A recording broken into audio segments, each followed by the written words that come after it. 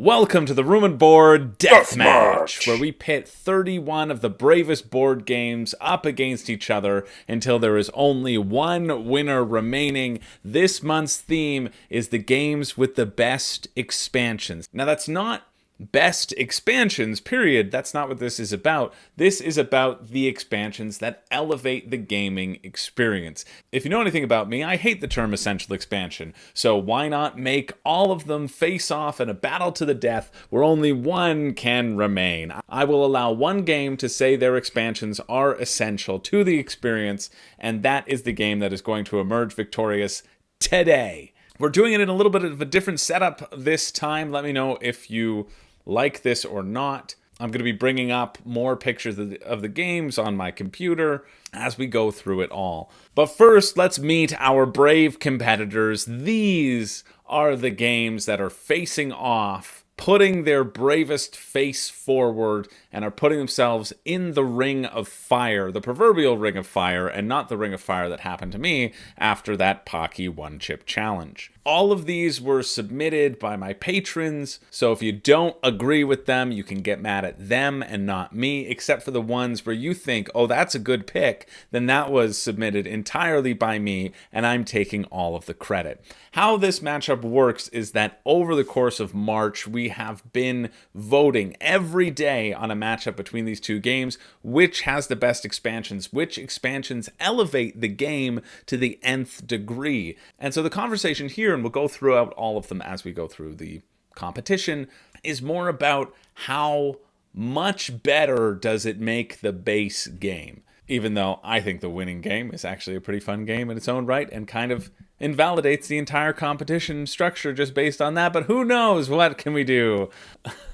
This is the definitive list for games whose expansions elevate them or make them worse. We're going to find out right now. In the first round, we'll go over the games in a little bit more detail, and then in the subsequent rounds, we're going to talk about them lightning fast so we can get to the results, see who wins, and everybody can go on with their day or evening, or space between dimensions where time ceases to exist. That was enough time looking at these competitors. Drop in the comments below which competitor you think is going to come out victorious, which competitor you think is going to take it all. Spoiler alert, you're wrong, but I guess you're going to have to tune in to find out how wrong you are. That doesn't make any sense. That's why it's funny. In what reference were you referencing? Go about your day, or evening, or midnight chicken nugget. Oh, or midnight chicken nugget. Sorry, it was too late.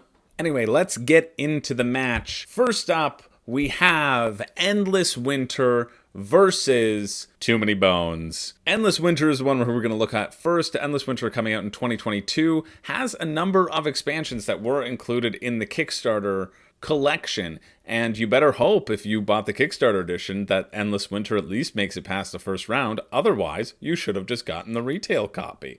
Endless Winter, is that a spoiler? Who knows? I guess we'll find out. Endless Winter has the Ancestor expansion, a few modules, the Rivers and the Rafts expansion, adding new modular tiles to the terrain map, including riverways and unique starting locations. The terrain map, of course, being this thing that you're putting your huts onto. We have the cave paintings where you get your own little mini map that you can connect the dots on whenever you do a thing and get one-time bonuses as you complete it. The Ancestors, which adds just a bunch of cards into the mix. That's what you get for Endless Winter. If you were unfamiliar with Endless Winter, it's a deck building worker placement hybrid. This is a zoomed out version of the board. This is your sort of own player board. You're going to be putting little huts onto this map, collecting resources through that, choosing the actions through your workers, and then collecting the cards to add into your deck to make your actions stronger and stronger as you continue on throughout the game. There's also this little side game where you're stacking things on it to get bonuses and points at the end. It's fun. I haven't played it enough to do a full review on it, but that will be coming. It's up against Too Many Bones, which, if we check into the expansions table, the expansions list, I don't know what I was trying to say there. But we get a whole bunch of Too Many Bones expansions, most of which are just one-off characters. If you click on any of these Too Many Bones Polaris, it'll show you that each will come with a different character, a different set of unique dice, which will add its own unique sort of tech tree into the game. But there's also a few things out there which are larger expansions, like the Splice and Dice expansion, where you can craft your own custom baddies to create fearsome foes. You have a few standalone expansions as well, such as Undertow and the upcoming Unbreakable. And then these are some mini packs as well, these little mini expansion packs that you can add to your game to add in new encounters. And new encounters always give you new potential setups. That's what it does. There were quite a few arguments here for both sides. As we battled back and forth, people were putting forth the concept that Too Many Bones expansions are like collectible card games in which you don't really need the extra characters for that variability. People were putting up that Endless Winter is best served just at the base game. And this one was really back and forth. Some people enjoy Endless Winter's expansions. Some people enjoy the base game more. In the end, it came down to one vote. It was 15-14 for Too Many Bones. And only the Die of Chaos could save Endless Winter. When some people are on the fence, they sometimes put a little Die of Chaos emoji, and that indicates to me that they want me to flip a coin and decide what's going to happen with the vote. It can turn the tides in many a way, and that's on you and the voters for not convincing people enough to spend their vote one way or the other. It can change the course of history, but it did not change the course of history today. It is Too Many Bones that moves forward in a 17-15 vote. On to the next round, where we have Paladins of the West Kingdom versus Trickerion. Now, Paladins of the West Kingdom we'll talk about first a little bit. This is by Garphill Games. This is the sort of third one in the Of the West Kingdom series. And all of these generally have one kind of major expansion. That's how their life cycle has been between Architects and Paladins. You know what? For this video, I should really switch myself to be over here so that we can see as we're scrolling through all of the different stuff. Paladins of West Kingdom, you can see there's some little promos or whatever, mini expansions. Who cares? The main thing that people were considering was the City of Crowns expansion, which adds on an extension to the main board and also an extension to the player boards as well, which, sorry, this is your player board. The main board, they don't have a picture of. It's up against Trickerion by Mind Clash Games. Trickerion bringing to the table a couple of expansions that were included in the collector's edition as well, mainly Dalgard's Gifts, Dalgard's Academy, and the Secret Workshop. Dalgard's Academy, I think, being included in the collector's edition. Dalgard's Academy also including that solo mode for Trickerion, and then adding in a new specialist, a couple additions to the board just to make it even more crunchy. If it didn't have enough crunch for you yet, well, it's giving you new cards and locations and new stuff to do with iconography that if you haven't played the game, you probably don't understand whatsoever.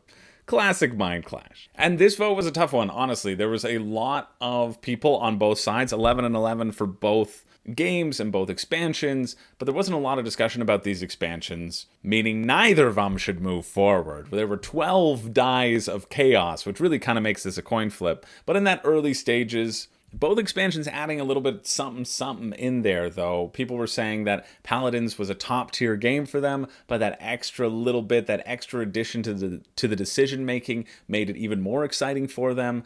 People were saying that a similar thing could be said for Trickerion. They kind of pair very well against each other, which makes it kind of a toss-up when the expansions add a whole variety of ways to plan and play and make your magic tricks happen. I also think it was talk about the solo mode for Trickerion that made my Discord's ears pop wide open. And it is Trickerion that ends up moving forward in an 18-15 vote. Next round, we have Catan versus Root. Two classics. Catan, coming out in 1995, has had 6 major expansions, I would say. 5 or 6 major expansions. Not 91, as Board Game Geek tends to suggest. I wish that there was a way to filter out promos. The best way to do it if you're looking for yourself on Board Game Geek is to click on the number of ratings or even the number owned. That would help get out all those sort of one-off promos or weird map packs. I have a weird Catan map that I got when I placed first in a Toronto Catan tournament. It's just on a big thing of like poster board, and it set out this whole map of these weird sort of cities and coastal lines. It's neat, but it's not something I was ever going to play with, really, consistently. The main expansions here are the Seafarers expansions, which came out before Cities and Knights. I did not know this. I thought Cities and Knights was the second expansion. Then Traders and Barbarians, Explorers and Pirates, and is there one more? I thought there was one more. Treasures, Dragons, and Adventurers? I don't think this ever really came to be. Just added a bunch of scenarios. It's not anything you should pay attention. So there's the main 4. I thought there was 5, but that's Catan for you. Seafarers adds in that additional way to explore the map. You can see here there's going to be tiles, sea tiles down. You're going to have ships. You can explore other islands. Catan Cities and Knights is, well, I was told, the most exciting one. It's the only one that I've actually played. And that one takes out all the night cards and adds in 3 new resources where you can only get when you've placed your city on something. So first the 13 points, and then there's also another sort of barbarian track as they seek to infiltrate the city, and you can actually put knights and build knights onto the board. Lots of fun stuff you can do with Catan. I guess maybe I was including the 5 to 6 player extension, which I legitimately play with. But it's up against Root. Now, Root also has a ton of expansions to its name, even though it only came out in 2018, 5 years ago. It says 13 here, and that's honestly pretty accurate. The Hireling packs were kind of part of the Marauder expansion that just came out. You have the Clockwork expansion 1 and 2, which adds in a more solo way to play. You also have the Riverfolk expansion, which was one of the first ones, and the Underworld expansion. All of these add in new and different factions into the mix with new special implications on how they're going to interact on the map, etc., etc. So which one is better? Which expansions elevate the game? And I think in this instance, we have to consider the base game and the base state of a lot of these games. Catan was everybody's gateway game, and then I feel a lot of gamers tend to outgrow Catan. However, with the addition of Cities and Knights, actually makes for a little bit more interesting game. You get special powers with your cards, you get additional resources, you get additional planning, you get some additional penalization if you don't have enough knights to fend off the barbarians. With Root, you get to add in all of these different fun factions and abilities, but the base game itself still is really solid, and I think it's actually a testament to the base game of Root. And the fact that people have a hard enough time using the base factions in Root that they don't even need the expansions for a while, that makes Catan move forward in a 20-13 vote. Moving along, we have Spirit Island taking on Battlestar Galactica. Spirit Island has a few expansions listed, with one in the works, Nature Incarnate, but the other ones that are generally spoken of are Jagged Earth and Branch and Claw. Branch and Claw being the first one that was put out, which all it did was give 2 additional spirits. Well, it also added events to the invader phase of the game, which is fairly significant as well. Jagged Earth was a huge expansion, giving 10 new spirits, 2 new adversaries, 2 new island boards, and even more event cards, fear cards, major powers. It just adds in a whole bunch more of everything you could want in Spirit Island. That's why the box is pretty much as big as the main box, because of all the content that it does actually add. You can see the comparison between Branch and Claw and then the gigantic thing that is Jagged Earth. Battlestar Galactica is kind of known for really the Pegasus expansion. There's a few other expansions, the Exodus expansion, the Daybreak expansion. Daybreak added in that extra little planet phase to make a long game, well, even longer. But the main one that a lot of people feel is really integral is the Pegasus expansion, which adds in another little ship beside the Galactica, which offers a number of different actions that you can take to battle through the Cylons. And we were talking as well that Battlestar Galactica was suffering a little with it being very out of print and now being replaced by Unfathomable, which took all the expansions that were good and put it into one box, thereby kind of rendering it extinct. And so with that, it's Spirit Island that moves on in a 23-11 vote. Next round, we have Eldritch Horror versus Feudum. Eldritch Horror is the cooperative game of terror and adventure, which is basically Arkham Horror, but a little bit quicker, and therefore most people like it more. There aren't many expansions in Eldritch Horror, but there was one significant one that was pumped out pretty much every year after it was released up until 2018. All of these, which added in a significant amount of content, basically with new Elder Gods and new scenarios trying to get ya. Feudum is a game that I've heard really mixed things about, honestly. It's one of those games whose art style I think is really cool and feels so whimsical, and yet the critique that I've heard from a lot of players, you can see how the expansions even just build upon the box, because that's definitely how everyone is going to store their Feudum box, just like that, like an insane person. Like someone who doesn't care about shelf space whatsoever, especially with that blimp flying out overhead, all the box covers facing forward.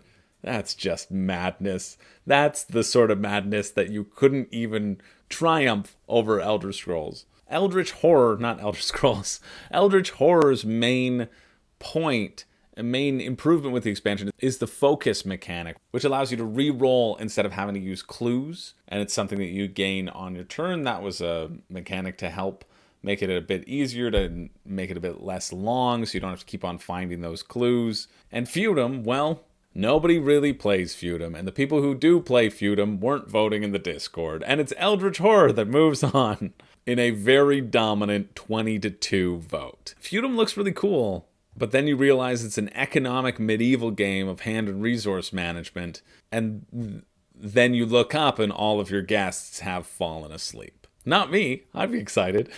Sorry, Feudum. Next up, we have Dune Imperium versus Time Stories. Dune Imperium has come out with 2 major expansions in the last little while. Just came out in 2020, but we have the Rise of Ix, which people really, really love, and were asking last year at World Series of Board Gaming if we were going to be including it because they loved it so much. It adds in additional tracks, tech tracks basically, along with additional cards. You can see over here the addition of stuff, and it replaces that spice area that sometimes you go to at the beginning of the game to get your extra person.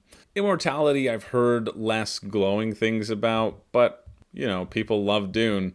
This gives you more Dune Imperium, really, with this additional sideboard of stuff you can claim. Time Stories makes its way in here, and Time Stories has a ton of expansions because the premise of Time Stories is really that you have to explore this area over and over and over again until you figure out what's going on. They're kind of like escape room-esque style of games. And so the expansions just give you more stuff, more stories to experience, more one-shot campaigns to experience. Now, the pushback here was because I specified that you shouldn't really have collectible card games in here. I didn't want to include any collectible card games in this matchup because they're just all expansions. That's all they are. And then people say, yeah, it really improves the value, and really you're just lying to yourself because you have enough content and you don't need more, and you don't need to spend that other $1,000 on more content. But hey, no one's going to stop you. And so Time Stories kind of got a lot of flack for that, and I kind of agree. I think Time Stories exists as that one-shot campaign, and the expansions do more in that they give you the ability to continue to play this game over and over with different systems. I think Dune Imperium, the Rise of Ix, has been so loved because of the technology tracks and the new things that you can go up and down on. It just adds more decision making to the game. Sorry, I keep referring to tech tracks. The shipping track is what I mean to say. That's that thing at the side that we were looking at. And it is no surprise that it's Dune Imperium that moves forward in a pretty close 17-10 vote, all things considered. Let's move on to our next battle, Obsession versus Aeon's End. Obsession has one major expansion. Obsession is the Pride and Prejudice game where you are running your Victorian household and making it the most effective as it can possibly be. And it has one major expansion. It is not the Obsession useful box, although that sounds like it would be useful. It's in fact this upstairs downstairs expansion. Because of course, Who wouldn't want to enhance their Victorian England fantasy with 4 new servants? The hall boy, cook, head housemaid, and useful man that can be used to mitigate the Victorian fate found in the base game. I mean, come on. Do you need any more descriptors than that? I don't think so.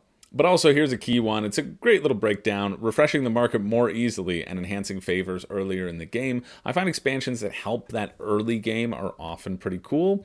Aeon's End has a ton of expansion. Aeon's End is famously known as the co-op deck builder where you don't shuffle your deck. Everybody loves to scream through the rooftop about how exciting it is that you don't have to shuffle your deck. Me, speaking as a professional shuffler of sleeved cards, that's never been a worry to me. But I suppose for other people, they might enjoy not shuffling their deck. Aeon's End, all of their expansion just adds in new card. Past and Future, Legacy of Gravehold, Return to Gravehold, Southern Village, Buried Secrets, Into the Wilds, Shattered Dreams. You can click on any of these and you can see that all of them are just adding in new cards, new relics, new characters, more stuff to enhance your Aeon's End experience. However, this kind of goes to that CCG model, right? When there's so much content that is the exact same as the previous content. I guess it depends on how much you like the content, Spirit Island, for you to feel like it's worth it. But for the most part, in this conversation, we're talking about expansions that really elevate the base game experience. And while my friend Zach has pretty much everything Aeon's End, we played through the first Legacy campaign, and that was so much fun that he decided he wanted to get everything, and I benefited because now I can play anything I want. There's heaps of cards. You never have to play the same game twice. It's awesome. The base Aeon's End is still really, really good, and you really don't need to add all of that content or that expansion to experience the just what is a really good base game. And so I think because of that, its obsession with its upstairs, downstairs that tweaks it just a little bit and enough to make it more exciting to the people that move it forward in a very close 19-17 vote. Next round, we got a big one, Terraforming Mars versus Res Arcana. Terraforming Mars is usually talked about when these sorts of discussions are brought up, and it is talked about specifically because not of all these promo cards, but because of the Prelude expansion. You'll see it's the highest rated out of all the Terraforming Mars expansions, and most people believe that it should have been included in the base game. I am one of those people. I think it should be included in the base game. I think every copy of Prelude should cease to exist, and it should be included in that base game for the base game price, because the price for Terraforming Mars is dumb considering it's just a big old stack of cards. Prelude speeds up the game and adds in a bunch of new corporations, well, 5 new corporations, but they're all very powerful and they're very fun to play. Adds in a few new cards, but the biggest factor are these Prelude cards, which you get to keep 2 of. You pick 4, keep 2, and they give you that bonus, that boost to your initial engine as you start the game. It's great. It is, however, up against Res Arcana, which is ranked 130 on BoardGameGeek. No slouch. I mean, it's no 6, but it's no slouch. And Res Arcana really has just 1 to 2 major expansions. Res Arcana Lux et Tenebrae, and then Res Arcana Perle Imperil, which I really like. They used Perle because they included a new resource of pearls in there. That tickles me. Now, this is a surprisingly tough match because if we're talking about the game with the best expansions, we can't just talk about one expansion for Terraforming Mars. Terraforming Mars' other expansions, Hellas and Elysium, give you a new board, but then they have Venus, which just adds in new cards, Colonies, which lets you visit the outer solar system, who cares, and then Turmoil, which adds a whole new political government phase that most people don't even like anyway. So it's interesting when you compare that and the level of expansions and the level of quality in these expansions versus Res Arcana's modest yet focused and laser pointed stuff, right? Expansions that add more characters and cool powers into the mix and just elevate an already pretty good game. As you prepare potions using vials filled with otherworldly fluids, which I'm very surprised nobody in the Discord picked up and ran with. But hey, you know what? That's your loss, isn't it? because it's a loss for Res Arcana, and it is Terraforming Mars on the backs of that Prelude expansion that moves forward in a very definitive 20-10 vote. Next round, we have a fun one. We have two very highly rated games, Wingspan versus Lost Ruins of Arnak, 25 and 29 respectively on Board Game Geek right now at the time of this video. Obviously, because, well, you can see my screen. Both of these games should need no introduction. Even though I haven't played Lost Ruins of Arnak, I do know a little bit about it. Wingspan is the engine-building card game where you're playing birds and planting eggs and eating birds and... No, that's for after. That's for after. Get those cards out of your mouth, Ralphie. That's for after. Wingspan also has 3 major expansions with more on the way. They're going to cover all the birds in the world, and this is interesting. Wingspan Asia isn't even ranked. We have the Oceania expansion with the European expansion, and then there's also Wingspan Asia. I put out a full video review on Wingspan and all the expansions if you want to know what they all do. Well, you're also here, so I'll tell you. The Oceania expansion is my favorite because it adds in Nectar, and it also adds in a board that helps you get your engine up and going a lot quicker. Now, Lost Ruins of Arnak only has 1 expansion. Well, now there's one other one that's going to be upcoming. It's called the Missing Expedition, but that won't be out until later on this year. Their main expansion that everyone talks about is the Expedition Leaders expansion, which adds in an awesome, unique leader, each equipped with different abilities and starting decks. So asymmetry up the wazoo to really jumpstart the game of Arnak. Here's somebody playing with little Lego figures. That's fun. And this one was very close. It was really back and forth. The final result, lots of votes came out. Lots of extra votes came out. Once per tournament, you can use an extra vote to help push your favorite on to the next round. There was a huge push by Wingspan lovers to use their extra votes, but it is the Lost Ruins of Arnak that moves forward in a 21-19 vote. I thought Wingspan had it. I feel like Stonemaier really supports their games with their expansions, and I think we'll see more of that coming up. Oh no, not in our next one. There's no Stonemaier one in our next one. I take it back. It's in the 2 after that. But yeah, Lost Ruins move forward. Wingspan Oceania expansion, I think, is the number 1 to get if you just have based Wingspan and you want to expand your game a little bit further. For me, it makes some really nice tweaks, and I like it a lot. But let's keep going. This is going to be a long one. But I'm happy you're all here with me, seeing which games and their expansions burn for all eternity, and let's see if Architects of the West Kingdom can turn up where Paladins could not, because it's up against Parks. That's our next matchup. Architects of the West Kingdom is the first of the West expansion, and has one sort of main expansion that people talk a lot about, and that's the Age of Artisans. Age of Artisans adds in a new little guild hall, but really only adds in new apprentices, new buildings, an extra player components, some new craft cards, just new cards, no extensions to the board like Paladins does. It is up against Park, who has 2 main expansions, the Nightfall expansion and the Wildlife expansion, Nightfall being rated pretty highly, which adds in a few new scoring mechanics and a new camping mechanic. I think a similar result here is that Architects is quite good. I thought Parks was okay. A lot of people like Parks more than me. I understand that. But I don't think the addition of Architects expansion really elevates the game that much. And so I think by default, it's Parks that kind of takes it and moves forward. There was also a big comment that the Parks expansion really helped you get over that hump, that gameplay hump, that hump that stops you buying more games, in that it allows you to throw away the game trays and put everything into the main box, because if you throw away the game trays, then you can fit them, and if you don't, well, then you have to have 2 boxes on your shelf. It was still close, though. Parks does move forward, but it only moves forward in a 20-17 vote. That makes me want to get Age of Artisans. I mean, I like Architects of the West Kingdom to see people talk about how much they enjoy it, even though it ended up losing the vote.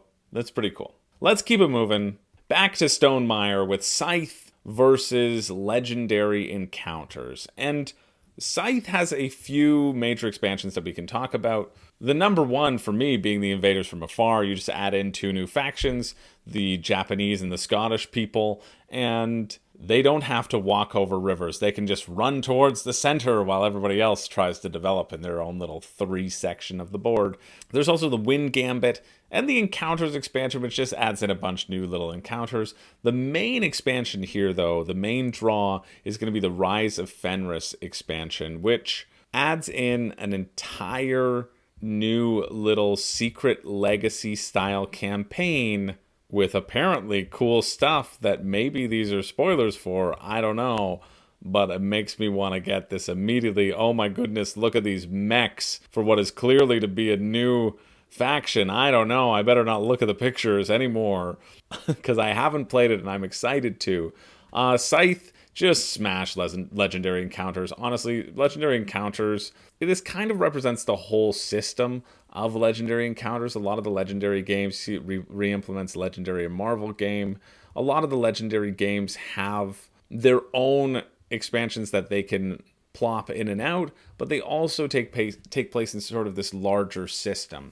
But the thing about that is that if it is in this larger system, you can just buy the base games, right? You don't need to improve upon your own system. You have the system, and then you have another system in a different format, and you can just get that. And they feel like their own new games. There's not that much cross-pollination that you're going to want to do anyway. Plus, the fervor for the Scythe Rise of Fenris expansion makes it move on handily in a 25-5 vote. Smashes it out of the park. And it's Scythe that moves on. And speaking of Marvel, our next matchup is Marvel United versus Unearth. Now, Marvel United has a ton of expansions. This is the basis of CMON's kickstarting fanaticism. You can see all these things labeled 2024. That's from the latest Civil War campaign. And then there was the big X-Men campaign. And so you have all the X-Men expansions. And then you have the big everything else, which were from the base game expansions as well. It's just bananas. The amount of content that you get is silly. And the amount of boxes that you can get with Marvel United is absolutely ridiculous when it's basically giving you the same format almost every single time. Although apparently the Civil War is supposed to be good. You get some fighting back and forth. Okay, that's one box out of 24. Go get out of here, Marvel United. You're getting a hero deck with the same symbols on them, and you're getting a villain with some unique way of interacting with the 6 locations around the board. Conversely, we have Unearth, which I had never heard about before this. One of my patrons suggested it, and I always like to include a few sort of off the beaten path games out there. Unearth is what is called a bend your luck game of dice placement and set collection. And it's one of those games which uses dice in 2 ways. If you roll high, you can use them to get stuff, and if you roll low, you can use that to get other stuff. And pursuing one way or the other along the pathway helps you achieve your victory. You know, very specifically, like I just informed you all.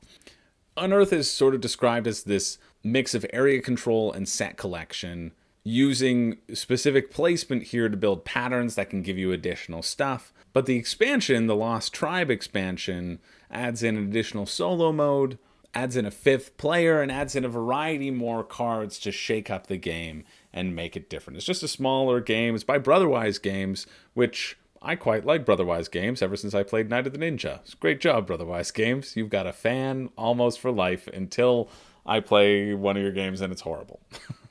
And then I'll turn my back on you immediately. But Unearth doesn't look like it would be one of those things. And I am thrilled to announce that there was a solid rallying cry for Unearth, although, to be fair, it might have just been people voting against Marvel United. I don't care. Doesn't matter to me. And it is Unearth that moves forward in a 20-19 vote. And yes, it was 20-19. It was actually winning by a mile, by a huge long shot. But then there were like 5 dice of chaos that were all rolled for Marvel United. And Marvel United almost took it, so I'm thrilled that that didn't happen. And it is Unearth that retains its rightful spot and moves forward in that vote. Next up, we have Viticulture versus Great Western Trail. And I have the first edition of Great Western Trail here because there's that Rails to the North expansion that people talk a lot about, and it hasn't quite been implemented into the 2nd edition, I don't think. But I'll use this time and yours to test it out. Yeah, it says Rails to the North has been implemented, so Okay, sure. We'll say it's the second edition. It's up against Viticulture, whose main expansion is the Tuscany expansion. Whereas base Viticulture has a board that looks kind of like this and has really decisions that you can make in spring and fall, Tuscany expands that board to something much larger and allows you additional decisions to be making in summer and winter. I think those are the two. It's basically 2 months versus 4 months of additional worker placement. Tuscany also adds in this small little board off to the side where you can claim spots and get bonuses at the end for what you've claimed. Tuscany's solid. Tuscany is the only way that I've played Viticulture because I've only played it once. And my friend knew that I was an advanced enough board gamer to not be overwhelmed by playing with the expansion, and he wanted to play with the expansion, so that was fine. Great Western Trail's Railway to the North adds this other section on top of the main board, which opens up additional spots, additional ways that your railways can go through. And in the first edition, this is why I talked about the first edition, it added in a number of extra buildings. So the second edition now has 12 buildings versus 10 buildings. In the expansion, you're also going to get a revised building of 13A and 13B, it says. But these buildings add to how far you can stretch the points and the abilities of that building strategy while also extending the railway strategy. And so while both are really solid games, it ultimately comes down to which game improves upon the original more, and the Railways of the North just doesn't add as much as Tuscany does with that other double-sided element to it. The double actions, the additional larger board, the additional buildings, and it is Viticulture that does move forward in a 21-10 vote. Sorry, Wingspan, you're the only Stonemaier game that was burnt in the first round. I'm sorry if you feel horrible about yourself, but one game that's sure to feel horrible about itself is either going to be Dominion or Champions of Midguard. We're almost here. We're almost at the end where we've got 2 more matchups to go where I have to explain and go into more detail, and then we can really blaze through with the results, find out which is the best of the best, which knocks out what. I know this has been a bit longer, but I say that every time. I really truly believe this one will be longer until I cut out all of my silences and my thinking time and then realize it's only 2 minutes long. Doesn't matter. We have Dominion against Champions of Midgard. Now, Dominion is something that's really interesting because if you go by the year released, what's really neat is that it came out in 2008, and between 2008 and 2011 or 2013, there were like 6 expansions, like more than one a year released. There are so many major expansions for Dominion. Seaside, Prosperity, Alchemy, Hinterlands, Dark Ages, Cornucopia, Guilds, Adventurers. I've played quite a few of these, and honestly, quite a few of these are fun. I love playing it in a digital form, which does all the shuffling for me, and I don't have to mix it up myself. Champions of Midgard, on the other hand, only has really one major expansion, and that's the Valhalla expansion, as well as the Dark Mountain, but people often reference Valhalla in this conversation. Champions of Midgard is a game where you're placing your Viking meeples out on the board and then collecting workers in the form of dice and then sending those dice off into glorious battle and then rolling those dice to see if those Vikings actually pick up their axes or if they trip and fall and die in their sleep. And people have not appreciated, it's kind of like Lords of Waterdeep level worker placement that they often get compared together. People don't often appreciate that their workers can die. Yeah, that's the Valhalla expansion. And so what the Valhalla expansion generally does is it gives you a use for your dead workers. Your workers have a purpose if they die. You get glory for them dying. You get powerful effects because they have died. And sometimes you even want your people to die because the benefit of them dying is better than the benefit of them living and fighting the monster. Because you only need a certain number of warriors to hit to defeat the monster. And so the other ones, with this, they might as well die, right? Because then you get good stuff. Dominion, again, has that sort of collectible card game feel similar to Aeon's End.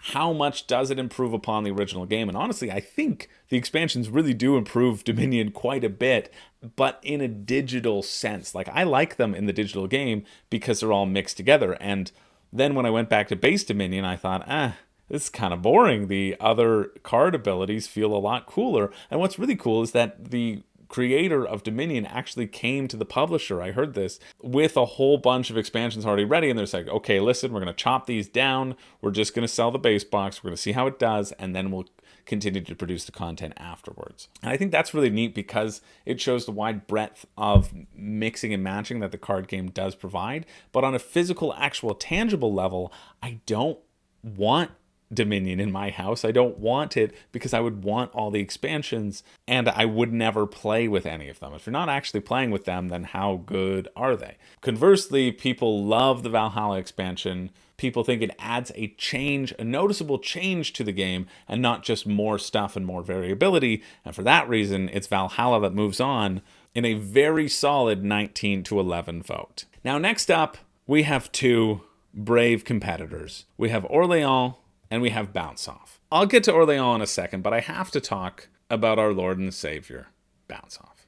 Actually, a similar story, and I told this to my Discord group as well, but I got to tell it to you all now.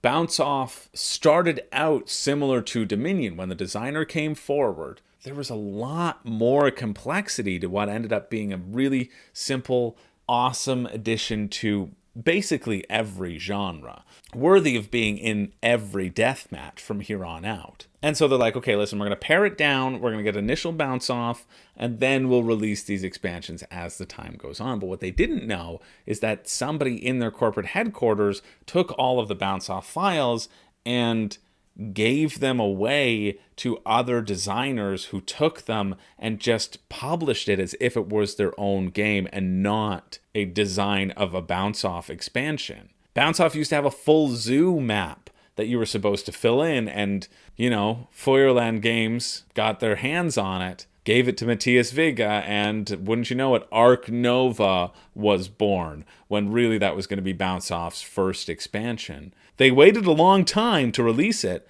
but true Bounce Off fans know and have kept their eyes out for it. Bounce Off had a full campaign mode, which had a bunch of neoprene mats and different textures that you could bounce things off of, different obstacles that were being fired out at you. Bounce Off was going to hire the designer's Uncle Gary to go to your house and throw additional balls at you while you were trying to play. It's a feature. It's not a bug, it's a feature. Bounce Off was the first game that came up with the idea for premium health chips. You know, Pogs? There was going to be a Bounce Off Pog edition, but Chip Theory stole that from them and then pretended it was their own. Oathsworn stole its story. Gloomhaven stole its campaign idea. All of the great board games that we now know actually were, and this is true, originally expansions for Bounce Off. And so even though we managed to get awesome bangers like Bounce Off Party and, you know, Bounce Off Party and Bounce Off and Bounce Off Rock and Rolls, with these new additions, Bounce Off has made its mark in the industry. Unfortunately, when you do click the expansions tab, it's the hardest thing to see, but none of the other games are listed. Its legacy has been almost wiped clean. And while we can talk about it openly on this channel, we know what happened, we also know that Bounce Off was robbed. Bounce Off was robbed, and unfortunately, I hate to say it, but I'm sorry, I don't mean to get emotional, but it's just... Bounce Off it just fights so hard, and it's just when when it goes down, it always bounces right back up. So I know it can get through this, but unfortunately, as an impartial commissioner, I have to disqualify Bounce Off from the competition. And instead, we are going to bring in two usurpers, two people who use Bounce Off's copyright for their own gain. One actually made an entire movie franchise based off of it. You ever wonder why the Death Star is shaped like a Bounce Off ball? Well, now you know. It was going to be an expansion. Star Wars Rebellion and Anachrony have all entered the ring. We have a three-way battle between Orleans, Star Wars Rebellion, and Anachrony. One of these is going to move on, and Bounce Off it will not. Hopefully it is Orleans, just because it looks the most like it leads with an O, and also Orleans didn't steal Bounce Off's intellectual property. The one thing that Bounce Off didn't know was bag building, because it's just, when you reach your hand into a bag of balls, maybe that was that was Bounce Off Spicify expansion. Who knows? Let's talk about Orleans. Orleans is a bag building game where you're getting more and more different types of workers. You're putting them out on your own board and a communal board, and then moving your people along routes to collect goods, which will all be worth points. You want to get the most points at the end of the game. Orleans also has two very well-regarded expansions. The Invasion expansion, which makes it a co-op, and the Trade and Intrigue, which adds in new events, new cards, new tiles, just a bunch of different modules. People love the co-op expansion, though, and I've never played the co-op expansion. I've heard it's really solid, and I quite like base Orleans, and so hopefully I would like the Invasion expansion as well. Star Wars Rebellion has one major expansion. It came out a year later, but it's super well rated, 8.9 on Board Game Geek. It is the Rise of the Empire expansion, which adds in new leaders, new missions, new tactic cards that lead to more fully bounce-off cinematic combats. It's just a ton of new content for a game that you already enjoy. And then Anachrony is a unique one because when it first came out, there were a few modules that were stuffed into the base game, and then they pared that down to an essential edition and took those modules out, and then they brought in the big Infinity Box, which added room for everything.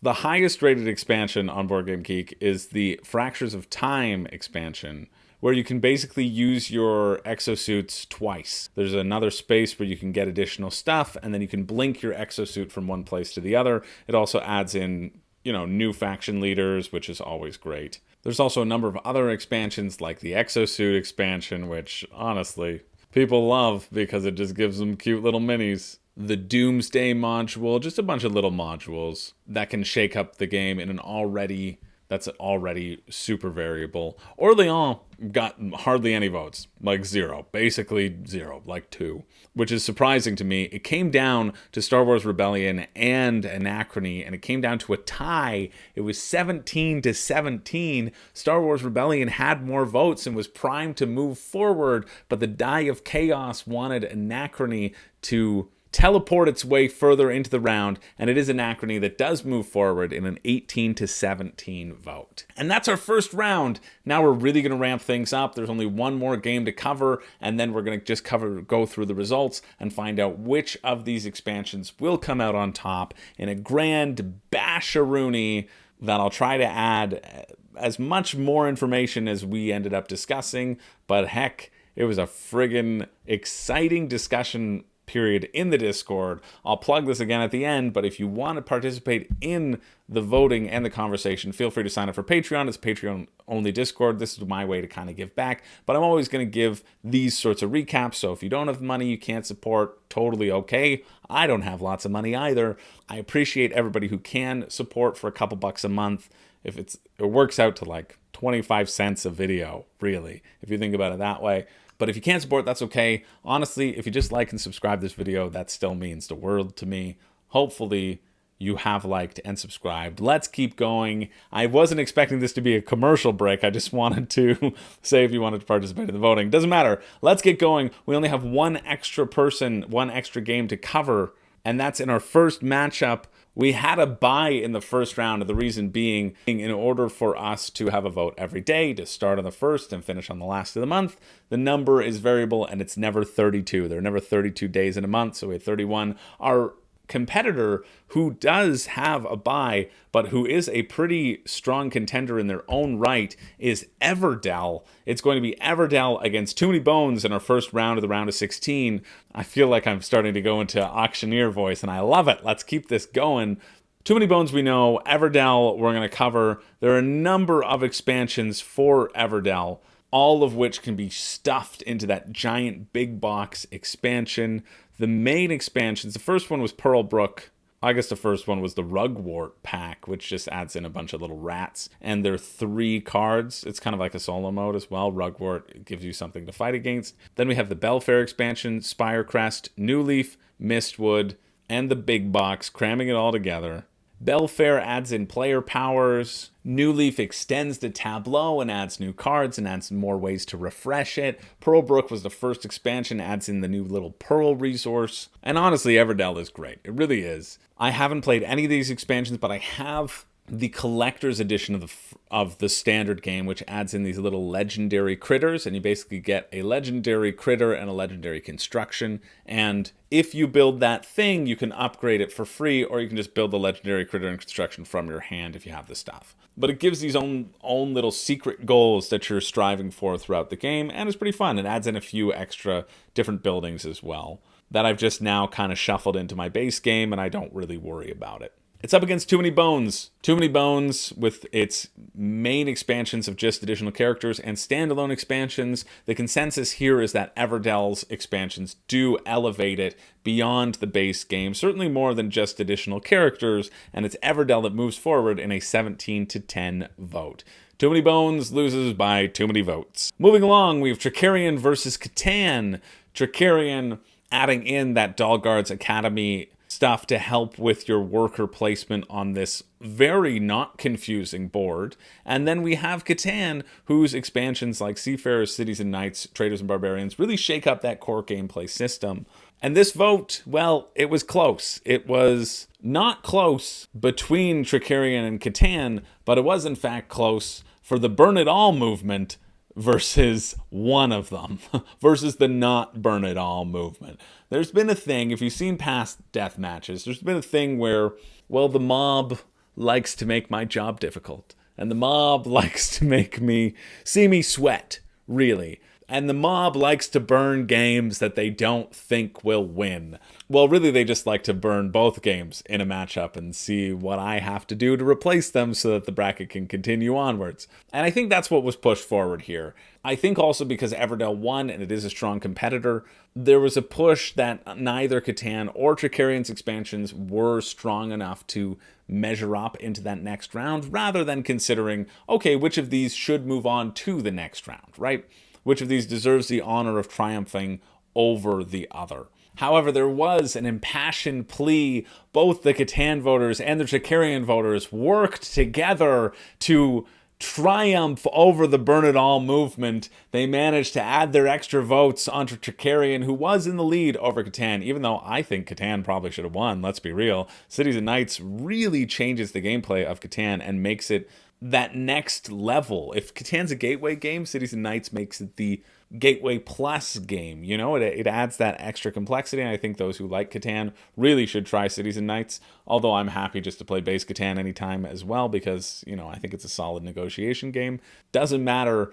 It was very close, but everyone swapped their votes to stem the tide of the Burn It All, to make sure there were no new additions to the bracket, to save me and to save some games from the cruel fate. They put their mind to it. Their impassioned pleas sent the games forward, and it was the greatest trick that Trickerion's ever pulled, was to convince Catan voters that it was worthy of honoring them and worthy of moving forward to fight another day, to take home the championship. It is Trickerion that moves forward in a very, very close 14-13 vote. Moving along, we have Spirit Island versus Eldritch Horror.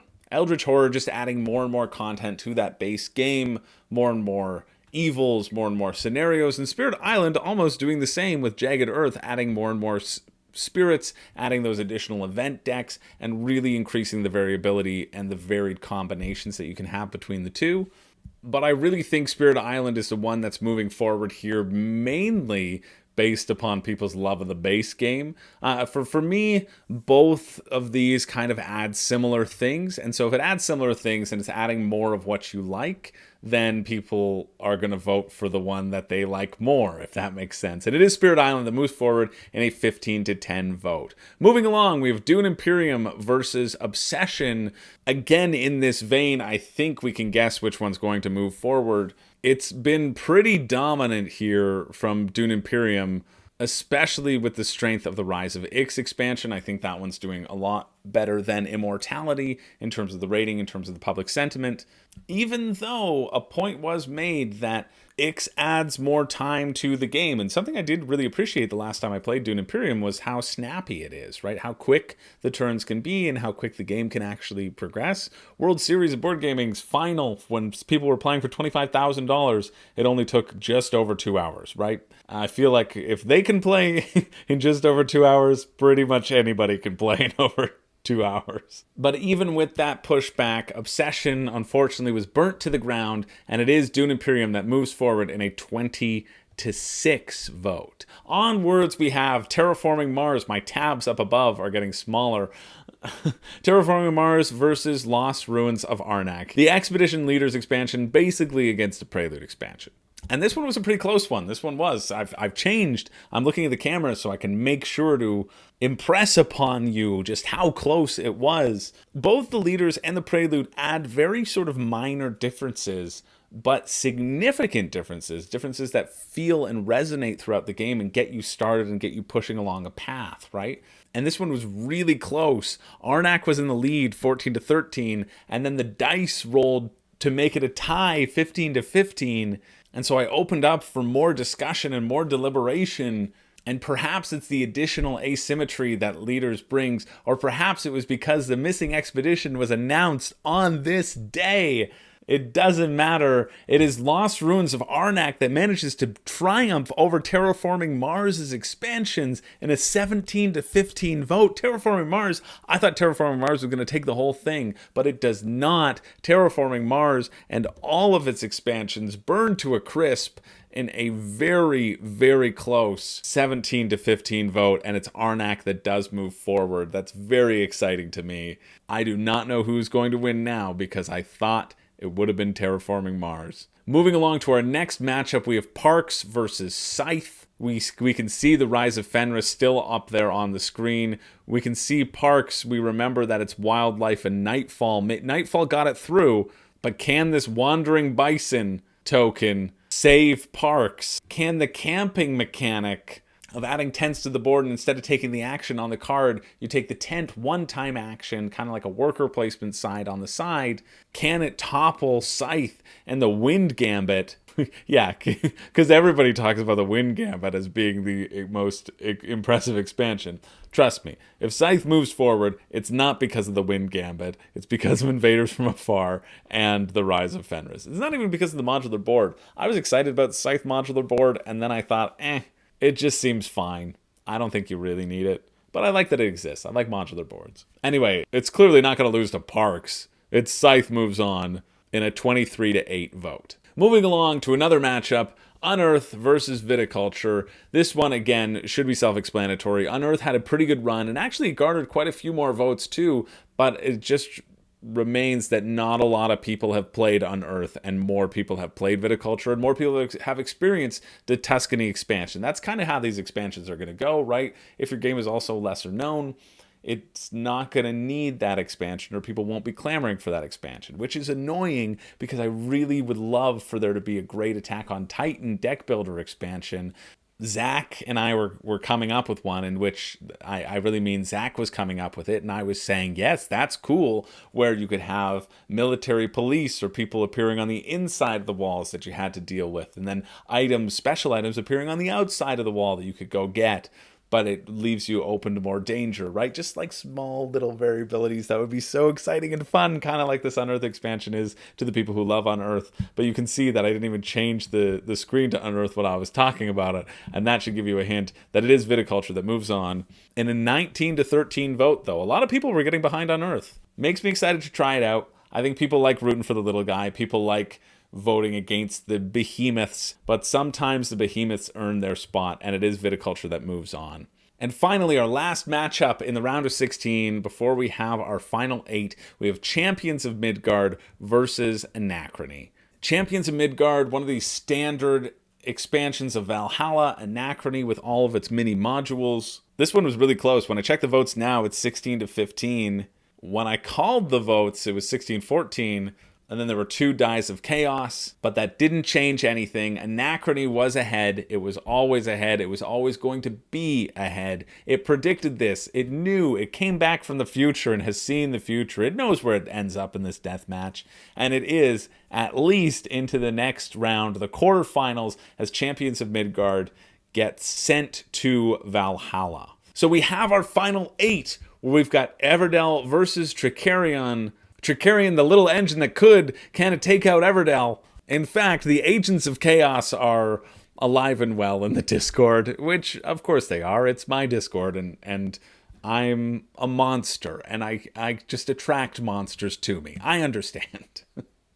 The Burn It All movements were so impassioned and convinced by the impassioned pleas to not burn everything to the ground that they decided they wanted to get behind Trickerion now. They were convinced, they were converted. They love Trickerion. And honestly, I really need to try Trickerion. I've heard it's so good. Trickerion actually came in second in our chunky Euro deathmatch that happened. Anachrony was also in there and may have beaten it or may not have. There's a spoiler alert for you. And so this actually ended up being a very close match, probably due to outside circumstances, let's be honest. Everdell and Trickerion were tied 15-15. Yeah, that's how close it was, with one lone vote, one die of chaos to be cast, and I really thought chaos would favor Trickerion at this point. I really thought that's what would happen, and that would be the narrative of this video, but it is Everdell that gets the nod, and it moves forward in a very, very close 16-15 vote. Next up, we have Spirit Island versus Dune Imperium. And this is another tough one. We're getting close to the wire. These games have earned their spot, and now they just have to fight it out a few more rounds. Spirit Island Jagged Earth just gives more of what you like. And Dune Imperium adds in those slight variations. Both are next to each other in the Board Game Geek rankings. We have a game that's ranked number 10 and a game that's ranked number 11. You can't get closer a match than this. The burning is good. This isn't that serious movement. Wasn't able to get Trickerion forward, but a new movement really established themselves to try to push Dune Imperium to the height that it could go. They named themselves Help Us Get Elevation Dune Imperium Champion Knights, and they really pushed towards Dune Imperium bursting forth from this bracket. However, there was a push from the Spirit Island fans that the first expansion of Dune Imperium added to that complexity without necessarily a boost in gameplay. A lot of people like Ix, but a lot of people like more complexity. And I think Dune Imperium exists well in its essence, but Spirit Island, really, the expansions are just more spirits, more unique ways to play. And I think that kind of speaks to Spirit Island's longevity as a solo game, in that having your own variable asymmetric power and expansions that prey upon that might help elevate it to those extremes and might help enhance it for you. There was pushback from the Help Us Get Elevation Dune Imperium Champion Knights movement, as they like to refer to themselves, saying that the shipping track wasn't a boost in complexity, just eliminated that gameplay loop that people were very familiar with get a bunch of spice, sell a bunch of spice, get your extra worker. Now that selling the spice option is gone and replaced with the shipping track, it adds a little bit more depth and a little bit more variance to that opening game move. Plus, the additional tech powers that you can get really sells me on Ix, but you don't have to sell me, you have to sell the mob. And you have to sell them well enough to win the votes of those who are undecided. It was 13-13, really close, came down to the deadlock, tiebreaker, die of chaos, and it is Spirit Island that does move forward in a very close 15-13 vote. I thought Dune Imperium would win there, but I was wrong. Let's see if I'm right. Over on this side of the bracket, we have Lost Ruins of Arnak versus Scythe. Lost Ruins with that Expedition Leader, Scythe with the Rise of Fenris. I'm just focusing on the expansions that really elevate things right now, and these are the two. And I was expecting Lost Ruins to move forward here because of how dominantly it destroyed Terraforming Mars, but it's not to be. The size of the campaign and the unlockables and the tastiness of Scythe sends it forward and overthrows the thing that overthrew the thing that I thought would win. I'm in complete shambles here. Lost Ruins is out. Scythe Rise of Fenris is still in. It makes me excited to try. We'll see how further it can get, but it's going to have to take out the winner of this next round, Viticulture versus Anachrony. Looking back on it now, it is actually tied, but when the vote was called, one of these two were firmly in the lead, and that one is the one with less modules and one just base expansion that's easy to add in, less confusion, easy for the consumer. It's Viticulture and Viticulture Tuscany that moves on, and Anachrony that loses in a 17-13 vote. And so we are here with our four competitors. We have Everdell, Spirit Island, I'm just going to leave Scythe Rise of Fenris up there, and Viticulture one of these will become our champion as we move forward into the first round of the semifinals. No more extra votes, and it is, as you can see, the epilepsy on the screen. I'm sorry if I'm giving you too much of a strobe light. We have Everdell versus Spirit Island. For me, it's got to be Everdell here. Spirit Island has gone far enough. Spirit Island has a bunch new spirits, but I think the base game of Spirit Island is really good. Wait a minute. I think the base game of Everdell is really good. Oh no. I think the base game of both of these games is really good. There was a push against Everdell. Definitely not my alter ego was saying that they had a bad incident with a Mouse King, which, to be fair, I did have a bad experience with the Mouse King as well, but that was for completely different reasons. He came into my house in the dead of night. He made me his slave. He made me cry. He put me in chains. He made me feed him cheese to him all night long, and then left without a trace, and Renee has never believed me. That's not the Mouse King, complaint that someone else was saying, was that the Mouse King wasn't compatible with some of the expansions. I'm sorry. But maybe it was an allegory. Who knows?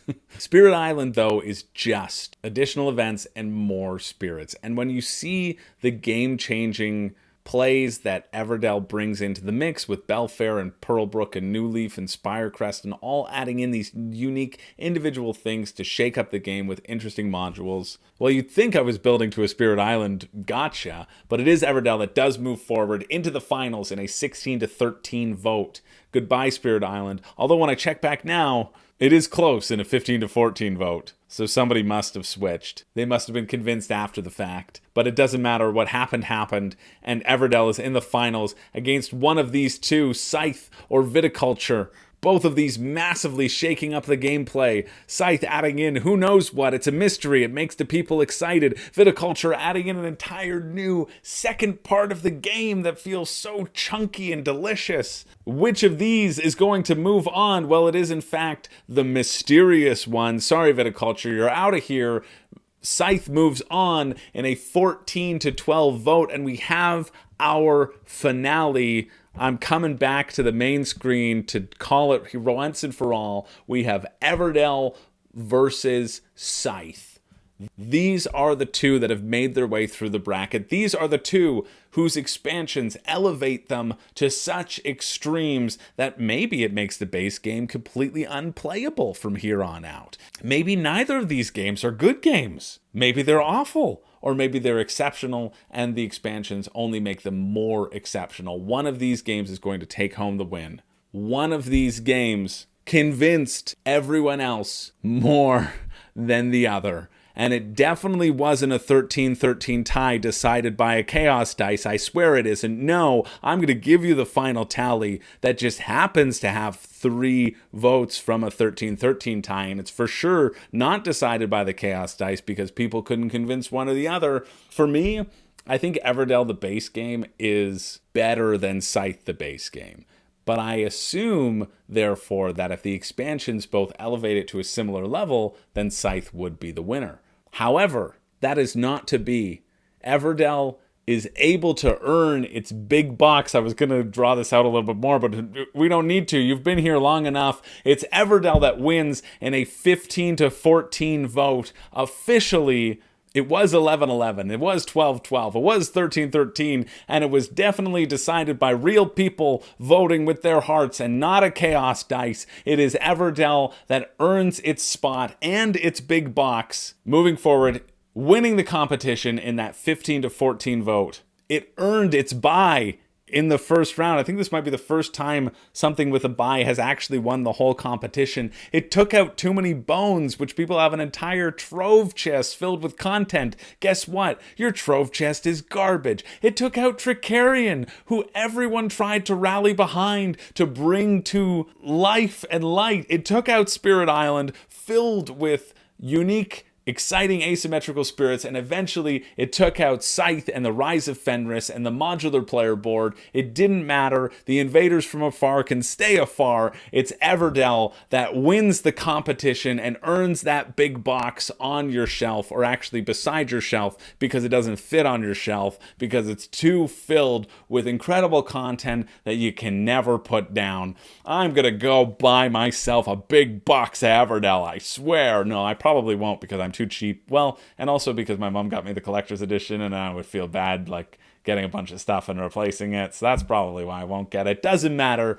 Everdell is a great game. The expansions elevate it. From what I've heard, New Leaf and Belfair are kind of the ones you want to target. Pearlbrook is the one you want to target last if you're interested in those expansions. But look at the different ones, see what you like. That's it for the Deathmatch. Our next month's voting is already taking place over on the Discord. We are voting on the best unaffordable game of all time. You had the best affordable game. You had the best affordable game again. Now it's time to appeal to people's sense of spending ridiculous amounts of money on cardboard and plastic that they probably will get to the table 3 to 4 times and then never play again. Hopefully, this is the bracket that will determine which one of those games is worth buying and worth spending your money on, and maybe shelling out and leaving the rest of the other ones in the dust. Yes, it is another budget bracket. Room and budget is here to stay, baby. Thank you so much for watching. If you want to participate in the daily votes, go sign up for Patreon. Again, it's like $2 a month, 25 cents a video. You get to vote on the daily, participate in our Patreon only community,